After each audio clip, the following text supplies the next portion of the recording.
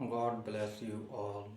जय मसीह की सभी भाई और बहनों को परमेश्वर की जीवित हजूरी में आप सबका स्वागत करता हूँ। और आज हम लोग बहुत ही सामर्थी वचन को देखेंगे। जैसे कि प्रभु ने बहुत सी बातें की मगर दृष्टांतों में की, तो बहुत सी लोगों को ये समझ में नहीं आता है या समझ से बाहर हो जाता है कि उसने क्या बातें की दृष्टांतों में। जैसे किसानों का दृष्टांत दिया, राजाओं का दृष्टांत दिया, तो बहुत से हम लोग बाइबल में दृष्टांत देखते हैं। तो चलिए आज उसी में से एक दृष्टांत को हम लोग देखते हैं, किसान और दुष्ट दास का दृष्टांत। यह आपको मत्ती 21 अध्याय का 33 वचन से लेकर के 46 वचन तक है। तो मैं चाहूँगा कि आप इसे अपने घर में भी पढ़ें ताकि आपको समझ में आए। इसमें विस्तृत रूप से लिखा गया है कि किस तरह से परमेश्वर का राज है। उसमें दिया हुआ है कि एक किसान था, उसने दाख की बारी लगाई, एक कुंड खोदा और वो दासों को सौंप करके और यात्रा में निकल गए। और जब वे मौसम आया फल का और दाख की बारी में फलें आई, तो उसने अपने दासों को भेजा उसके पास, उन किसानों के पास, कि जाए उनके पास जा कर के वो फलों को ले। तो वो लोग गए तो उन लोगों को फल दिया गया नहीं, उल्टा उन लोगों के साथ बदसलूकी की गई, मारपीट किया गया और उन लोगों को भगा दिया गया। फिर हम लोग देखते हैं कि परमेश्वर ने और उस गृहस्थ ने और दासों को भेजा, ज़्यादा भेजा। तो उन लोगों के साथ भी वही किया गया, उन लोगों को भी मारा गया, पीटा गया और उन लोगों को भी खदेड़ दिया गया, भगा दिया गया, पथरवाह किया गया बहुतों से। तो फिर उसने सोचा, जिसका दाख का बारी था, कि हम अब अपने पुत्र को भेजते हैं कि कम से कम वे लोग पुत्र का तो आदर करेंगे। पर जैसे उन किसानों ने देखा कि यह तो बारिश है, चलो बारिश को मार दें तो फिर मिरास हमारी हो जाएगी, और उसने दाख की बारी के बाहर ले जा कर के उस बारिश को मार दिया। अब आप ये देखिए कि जब वो दाख का बारी का जो मालिक है वो आएंगे तो वो उन लोगों के साथ क्या करेंगे? क्या उन लोगों को अनंत काल तक के लिए अंधकार में नहीं डाल देंगे? तो हम लोग देखते हैं कि परमेश्वर का राज इस तरह का है। जो दास थे वो भविष्यवक्ता थे और जो पुत्र था वो प्रभु यीशु मसीह था। तो अभी आपके समझ में आ गया होगा। तो इससे यह पता चलता है, और दाख की बारी जो है ये संसार है, और पके फल जो हैं वे लोग हैं, इंसान हैं। तो हम लोग देखते हैं कि जितने भी भविष्यवक्ता आते हैं प्रभु के नाम से, वो लोग अच्छे काम को करते हैं, चंगाई को करते हैं, लोग उन लोगों के साथ बदसलूकी करते हैं। तो यह वचन ये साफ दर्शाता है कि परमेश्वर के दासों के साथ कभी भी बदसलूकी ना करें, क्योंकि वे बुलाहट के तौर पे आते हैं, वो परमेश्वर की ओर से होते हैं। उसके ऊपर एक भी कोई भी गलत काम आपके पाप को बढ़ा सकता है और आपके जीवन को नरकीय बना सकता है।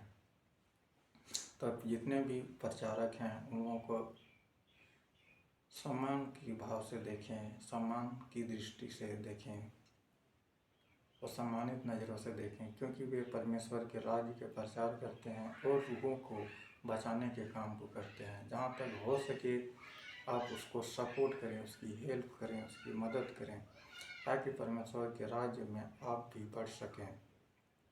क्योंकि जो परमेश्वर के राज्य को बढ़ाता है, अगर आप उसमें सहभागी होते हैं तो आप भी आत्मा में उन्नति करते, तरक्की करते हैं और आप भी बढ़ते हैं। ऐसा नहीं है कि जो भविष्यवक्ता होते हैं उन्हीं का काम होता है प्रचार करना। प्रचार हर किसी का काम होता है, हर कोई सुने। आप प्रचार नहीं कर सकते हैं तो कम से कम अपने रिश्तेदारों को तो बता सकते हैं। आजकल तो ऑनलाइन का ज़माना है, तो आप शेयर तो कर सकते हैं अपने मित्रों के पास, व्हाट्सएप के द्वारा, फेसबुक के द्वारा, यूट्यूब के द्वारा।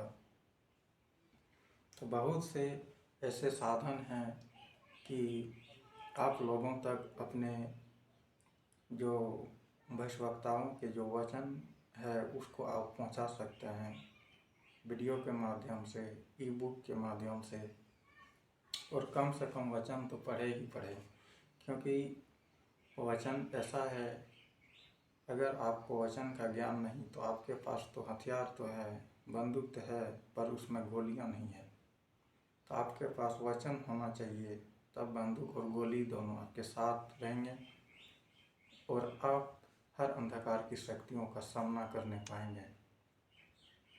हम लोगों का लड़ाई, क्योंकि प्रभु ने कहा है कि तुम्हारा लड़ाई देह और मांस से नहीं है, पर अंधकार की उन शक्तियों से है। तो एक चीज़ आप जान लें कि आपकी लड़ाई किसी के शरीर से नहीं, किसी इंसान से नहीं है। आपकी लड़ाई आत्मा से है, जो गिराए हुए स्वर्गदूत हैं, जो दुष्ट आत्माएं हैं, उनसे है। और उनसे लड़ने के लिए आपको वचन का सामर्थ, वचन का ज्ञान होना बहुत जरूरी है। आप बिना वचन के ज्ञान के उसका मुकाबला नहीं कर सकते। विश्वास, वचन, प्रार्थना और उपवास, ये चीज़ें आपकी लाइफ में होना ही चाहिए। इसके बिना आपका हर स्टेप जो अंधकार के खिलाफ है वो फेल होता नजर आएगा। तो ऐसा ना होने दें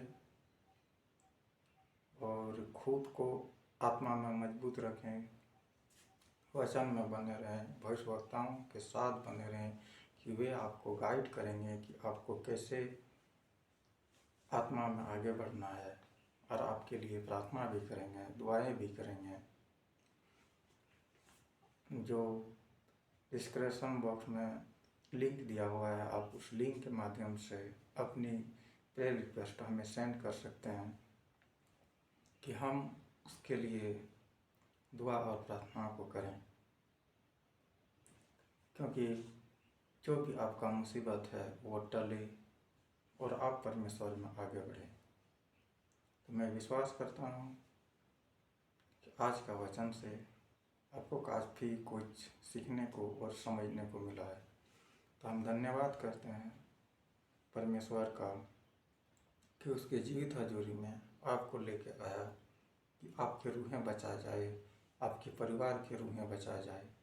आप चैनल में नए हैं तो चैनल को सब्सक्राइब करके रखें कि आपको वीडियो मिलते रहे और वचन देखने सुनने के द्वारा आप चंगाई को पाए, आप आत्मा में उन्नति करने पाए, आत्मा में आगे बढ़ें। तो हम धन्यवाद करते हैं परमेश्वर का, उसकी जीवित हजूरी का, और आपको सामर्थ और आशीषों से भरे रखे कि आप आत्मा में बढ़ते जाएं और ढेर सारे फल लाएं और परमेश्वर के राज्य के योग्य वारिस ठहरें। क्योंकि परमेश्वर किसी दुष्ट के नाश होने से नहीं, परंतु दुष्ट के फिर जाने से खुश होते हैं, प्रसन्न होते हैं। क्योंकि जहाँ अनंत आग है, परमेश्वर नहीं चाहता कि कोई अनंत आग में जाए, पर इंसान अपनी चाल के द्वारा, शैतान के उकसाव के द्वारा वे गलत रास्तों को चुन लेते हैं।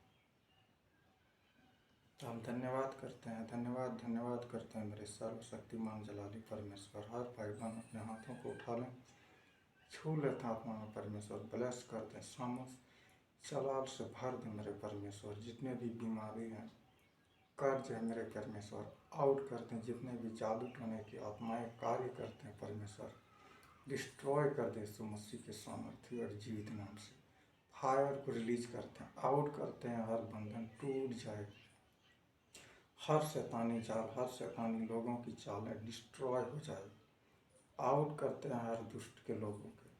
फायर रिलीज करते हैं हर अंधकार की शक्ति की, हर दुष्ट के मुंह को बंद करते हैं यीशु मसीह के सामर्थ्य नाम से। हर लड़ाई झगड़े की आत्मा को आउट करते हैं, बांध देते हैं यीशु मसीह के सामर्थ्य नाम से।